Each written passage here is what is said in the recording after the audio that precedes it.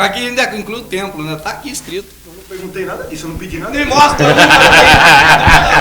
Um que é contra o ajuntamento. É contra o ajuntamento.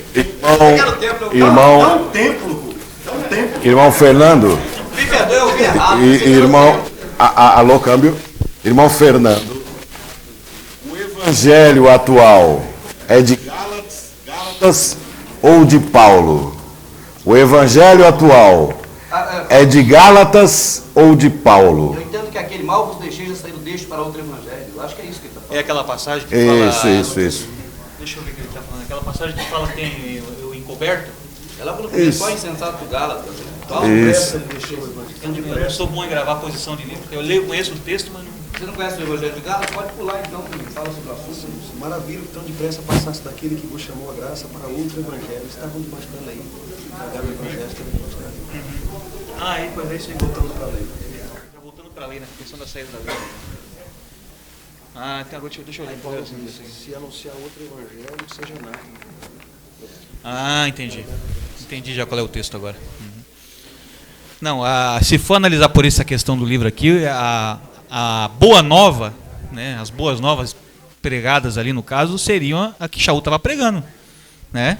Porque ali está falando de um novo, pelo que está percebendo no texto aqui, que eu não li tudo, mas um pouquinho que leu ali, está falando da mudança da saída da lei e entrada na Rodaial, na graça do Eterno, né? Conhecido como graça. Então, o verdadeiro é o de Shaul, né? O verdadeiro é o de Shaul, é uma resposta simples e direta. Eu não vou falar mais porque eu não li o texto. Senão eu tenho que ler de volta para poder. Eu não sou bom em gravar o texto, assim, posição, essas coisas. Rubens, A pergunta é assim. microfone. A pergunta eu não sei mais qual é. A pergunta é: o evangelho atual é o de Gálatas ou de Paulo? Certamente o de Paulo não é, porque lá não seria nem evangelion, porque essa palavra é grega.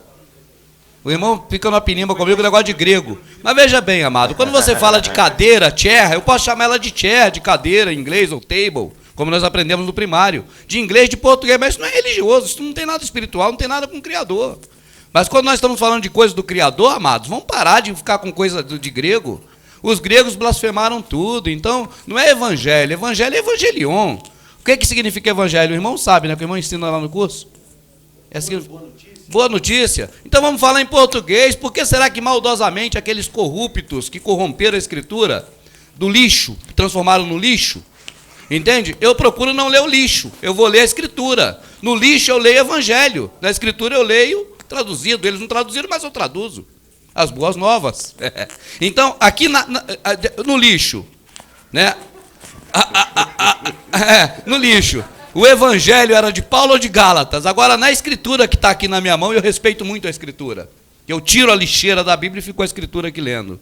As boas novas ou as novas, né? As notícias novas, fora de Paulo. Entende o que eu estou dizendo? Veja bem, amado, Paulo disse que havia mudado alguma coisa lá diante do que ele havia ensinado. Ele chamou insensatos, né? Que não tem sensibilidade para saber. Quem vos fascinou não obedecer à verdade, vós perante os olhos de quem o Salvador foi já representado como, aqui está crucificado, né? Para atender a Roma, né?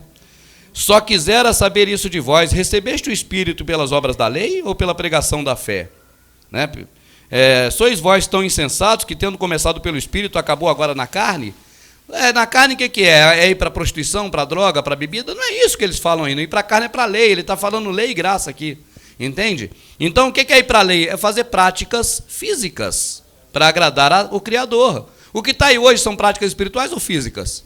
Então isso que está sendo pregado aí é o Evangelho de Gálatas, disso eu não tenho dúvida, de insensatos, porque não mudou nada. Quando ele fala já saíram, saiu mesmo, e retornou quando? Alguns aí remanescentes estão tentando a nado, coitados, como nós, dar braçada nesse mar de mentira e engano, proposto pelo catolicismo romano e depois por Constantino e por Lutero, né? E nadar abraço para voltar para um porto seguro da informação verdadeira da Escritura. Assim, amados, eu não tenho dúvida, o evangelho que está aí hoje não é as boas novas que Paulo pregava, é o evangelho do lixo da Bíblia e não as boas novas da Escritura limpa, sagrada, imaculada que o nosso Criador nos deixou. Irmão Leandro, Preciso repetir a pergunta? Não, eu acho que eu entendi. Okay. Presta as escrituras, Rubens, porque eu quero... Isso, eu quero ler aqui, porque o que eu tenho aqui não é confiável, segundo o Rubens.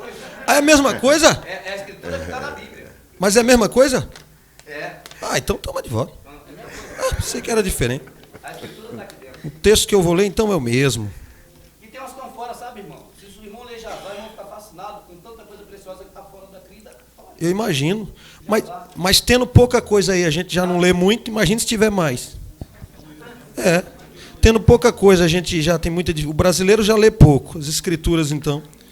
Gente, se preparem, que o irmão Leandro vai responder essa. Eu vou fazer mais uma única pergunta, aí eu parto para vocês. Vou pedir para o irmão Kleber, amado, querido, que tem os DVDs que sobraram lá, os que foram de brindes, para você trazer para cá, que nós vamos sortear no finzinho da palestra com perguntas. Vão estudando aí. Por favor, irmão Leandro, desculpa. Pois não, Silvio.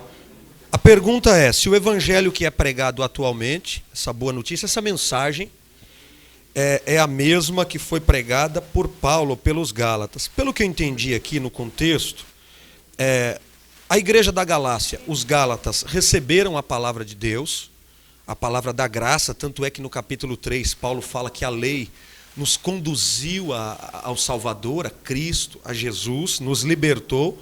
Aí Paulo diz assim, Gálatas 1,6, Gálatas recebeu a palavra da graça.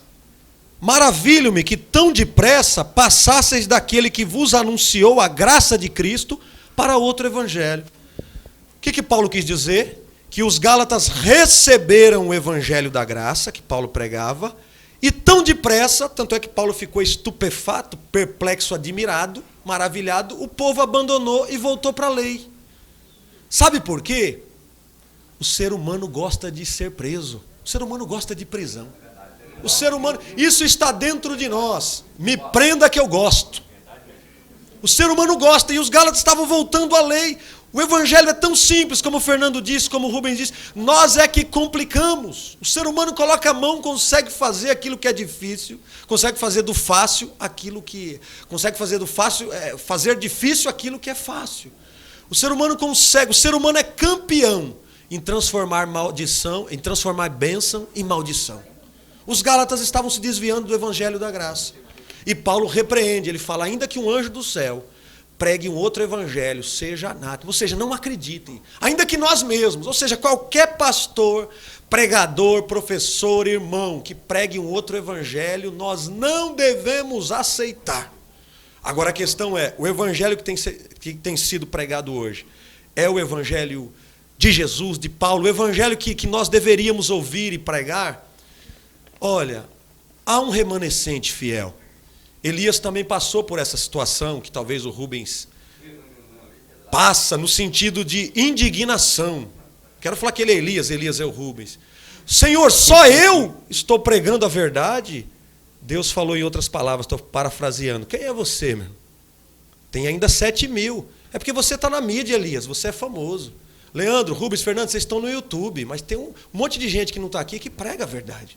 Mas é porque não tem o poder da mídia. Elias tinha o poder da mídia. Que mídia? Ele tinha acesso ao rei. Ele era falado, mas tinha 7.000 lá que não beijaram Baal. Agora, em que situação está a igreja do Brasil? Em que situação está a fé dos irmãos no Salvador, no Brasil? É algo deplorável, caótico. É um povo avarento, muitos pastores, pregadores, não todos, mas muitos, têm formado um povo avarento. É uma mensagem diabólica que tira os olhos do Criador e coloca os olhos nas coisas criadas pelo homem. Ninguém pode servir a dois senhores, a Deus e a Mamon. Agora, há um remanescente.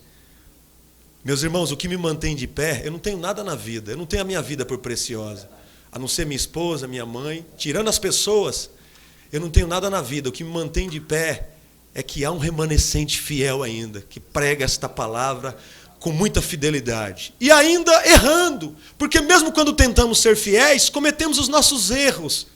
Mas é diferente de errar sabendo e errar querendo acertar.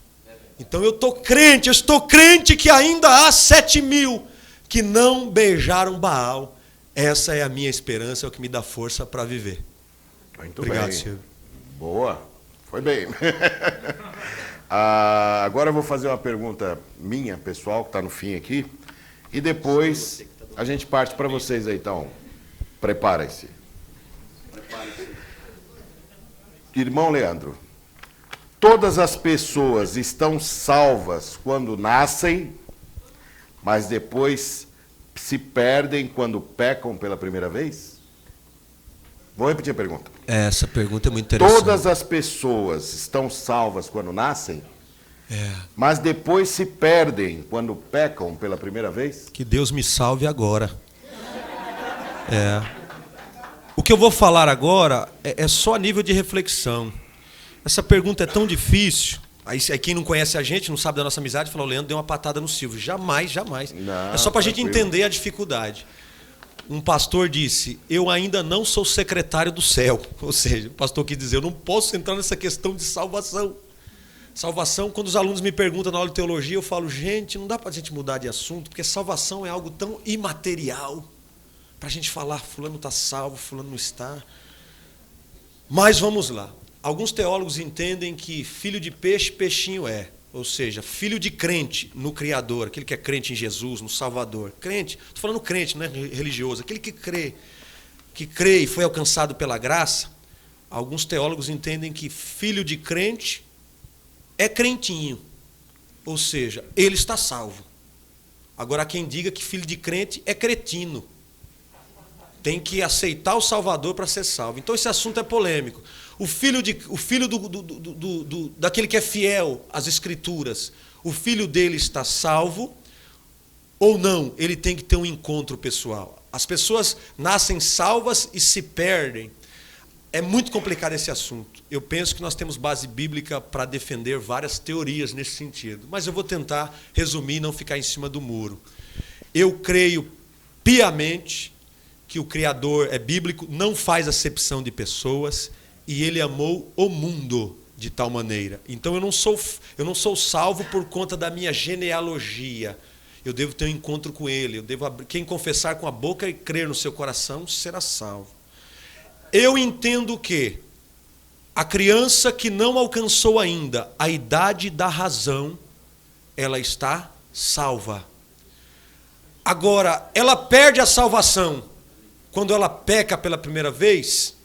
Penso eu que é difícil de nós delimitarmos, de nós estabelecermos um critério. Esta idade, essa criança entrou na idade da razão, essa ainda não entrou. Irmão Leandro, então quando que a pessoa perde a salvação? Quando ela se esquece de Deus de uma forma deliberada, conscientemente. Quando essa pessoa entra na idade da razão e rejeita o Evangelho, ela não tem mais a salvação, a meu ver. Eu não sei se ficou complicado, se deu para esclarecer alguma coisa, mas esse assunto salvação, para mim, eu não consigo fechar, falar eu penso assim e pronto. Esse assunto é tão imaterial para mim, é muito difícil. É pela fé. Ok, ótimo. Irmão Fernando, o Rubens finaliza. A questão das crianças... Quer que eu repita a pergunta? Nada, só uma pergunta, por descendência, você está falando? Nasce filho de criança pequena, a criancinha. Todas as pessoas estão salvas quando nascem. Eu estou salvo, eu nasci salvo. Ah, entendi. Eu já nasci salvo para o Salvador, predestinado.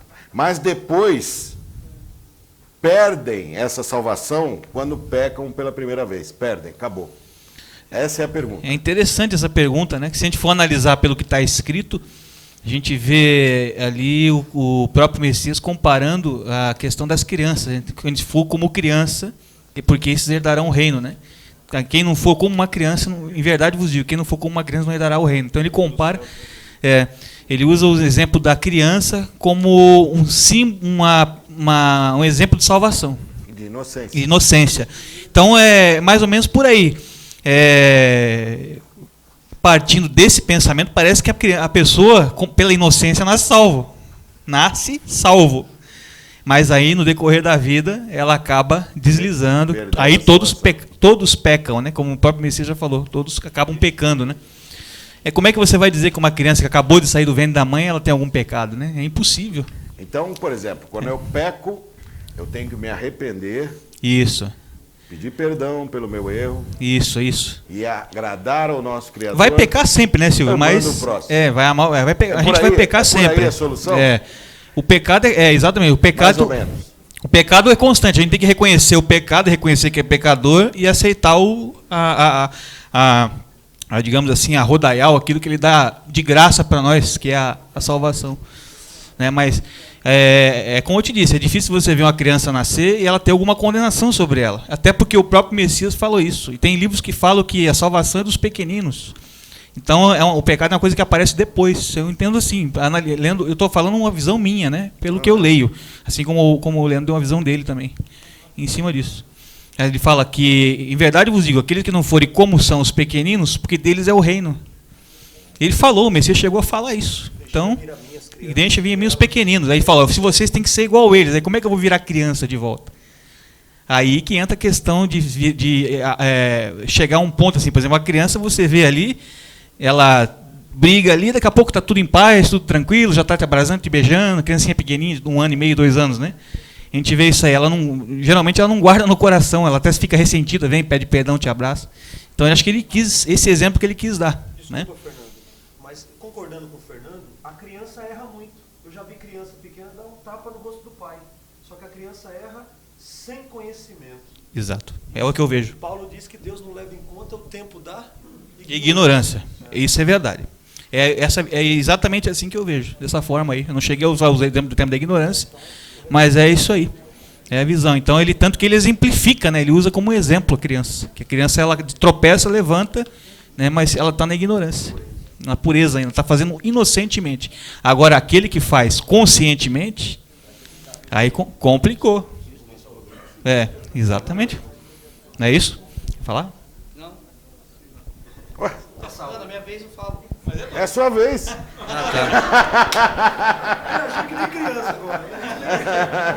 O Silvio falou uma situação ali que eu falei aqui mais ou menos, eu gostaria de explicar. O Silvio falou que quando pecou tem que pedir perdão e não pecar mais. Deu a entender que é pedir perdão ao Criador, não deu? É pedir perdão. A quem? A quem você pecou. Exato, perfeito. Porque, por exemplo, Contra a Escritura quem você pecou, Exatamente. seria a Você não expressão. peca contra o Criador diretamente. Criador, Só se nós você não for podemos fazer nada Deus. por ele, nem pedir perdão. Não tem como, ele já sabe se você for pedir, não precisa. É. Agora veja bem, a Escritura quando fala para perdoai-vos uns aos outros, confessai uns aos outros os seus pecados, não é eu confessar para um padre e todo mundo ir lá para o padre confessar, eu não pequei contra ele. E nem para Deus. Ele não veio. Hoje não tem confissão. O irmão tenta me tirar um pouco do sentido do que eu vou, mas eu não saio do sentido não, que eu estou na reta legal. Mas veja bem, é porque quando fala isso, tira todo o teu entendimento que você vai falar, não só do que está na mente agora, como que está preparado aqui na fileira. Né? Mas comigo não tem problema não, que eu retorno à linha. O que era agora por último?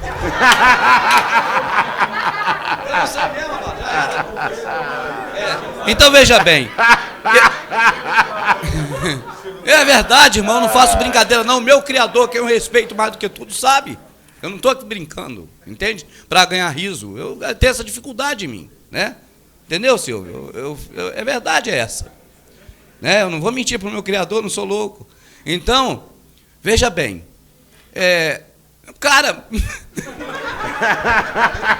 Eu não sei mais de novo, cara. Confessar culpa o padre. Eu tenho uma dificuldade extrema em mim, eu tenho que me policiar e melhorar isso, trabalhar isso. Quando você peca e você vê que pecou contra alguém, você tem que pedir perdão a ele. Como não vou dizer que eu sou exemplo para ninguém, mas quando eu senti que eu pequei contra o irmão aqui, eu rapidamente procurei o perdão dele. Entende? Não estou dando eu como exemplo, não. Estou dizendo que é isso que acontece. Se nós pecamos contra alguém, contra o próximo, nós temos que ir até o próximo. Aí está escrito aqui que eu li aquela hora. Adverte-o, você e ele só. Entende? Você errou, não, eu errei e tal, me perdoa. É que se conserta.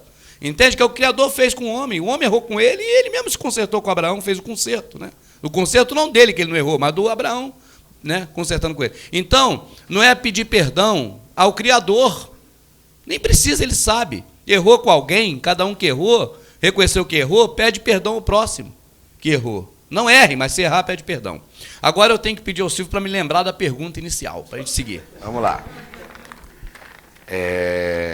Todas as pessoas estão salvas quando nascem, mas depois se perdem quando pecam pela primeira vez? É boa pergunta. Ou essa melhor, pergunta. Perdem Perdem. a salvação, né? Quando pecam pela primeira vez. Ô Silvio, essa pergunta é sua porque você tem essa dúvida, né? Ou não? Não é porque, só para saber, não é porque você tem mesmo. Essa é a minha pergunta. Eu sabia. Deu para perceber. Deixa eu te falar uma coisa. Primeiro você faz uma pergunta que já te aponta um equívoco. Tá certo? Você perguntou uma pergunta torta. Vai ter uma resposta torta. Repete de novo que eu vou te mostrar onde ela está torta. Tá bom, vamos lá. Todas as pessoas estão salvas quando nascem. Estão quando nasce. Por aí até aí não está torta, não.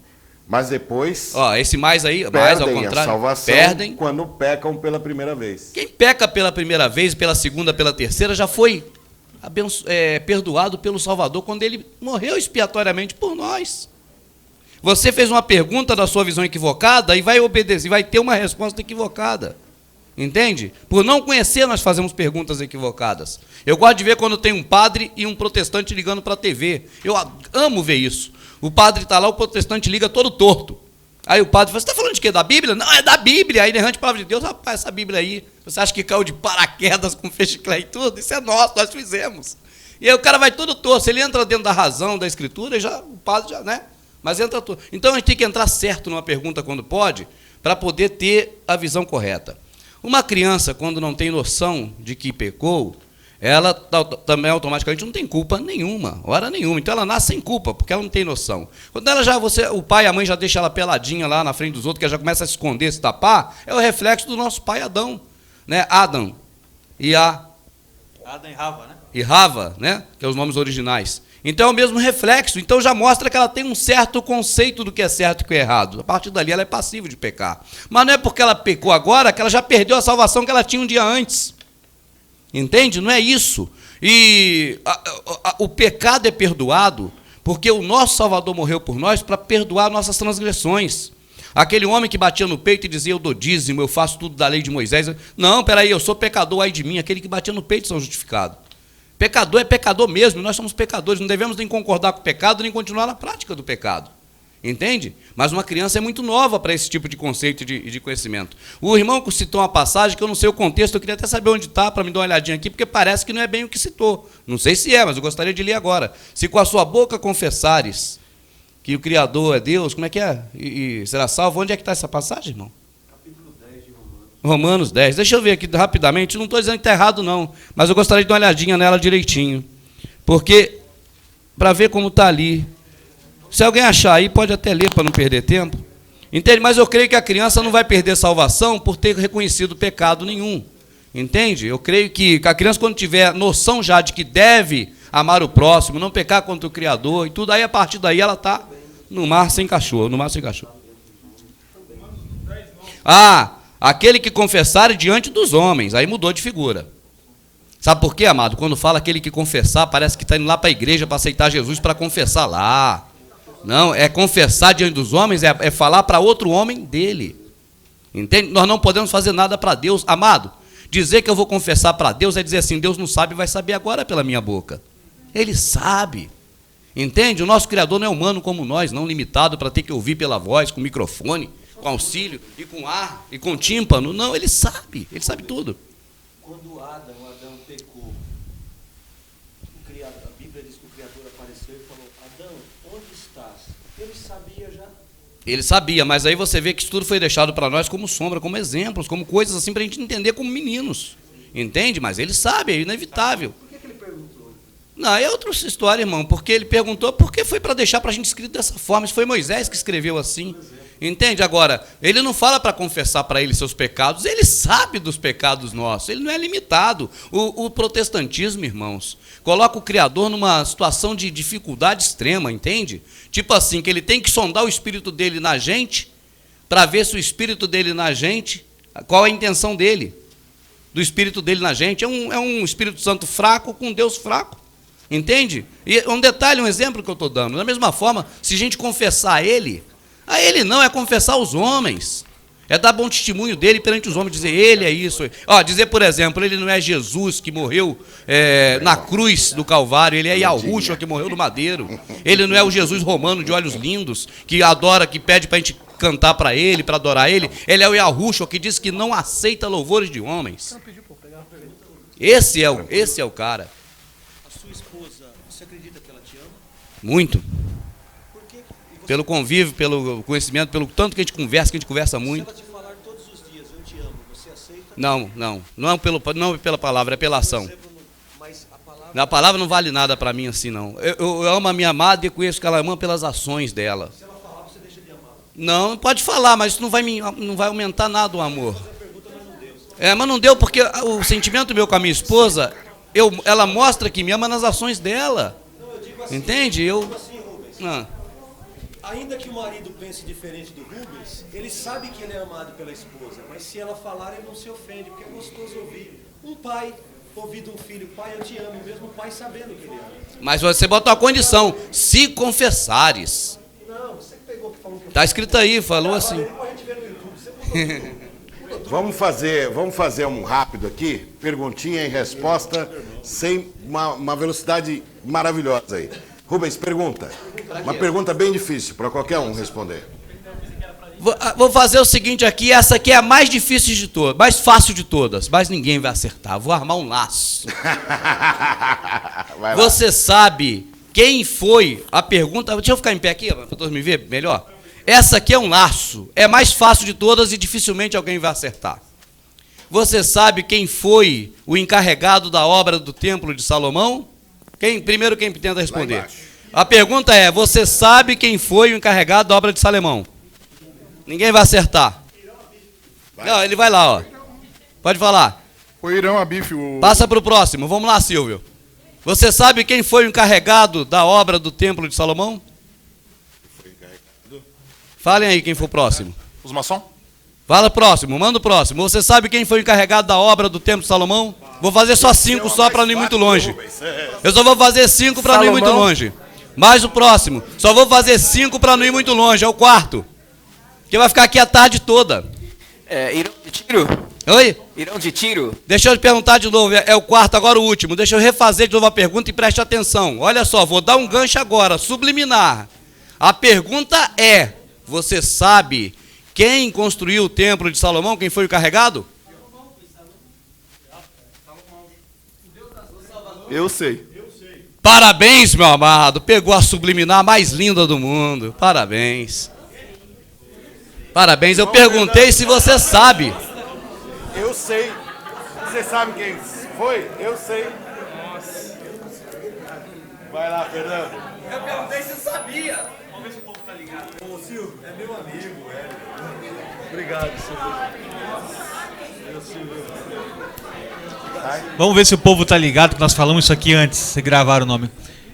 Como é que é o nome que está na escritura para a estrela, o hexagrama? Vamos ver se o povo gravou. O nome original da estrela do hexagrama que está na bandeira de Israel. Qual é o nome? Eu falei agora há pouco aí. Rei Fã. Rei Fã, isso aí.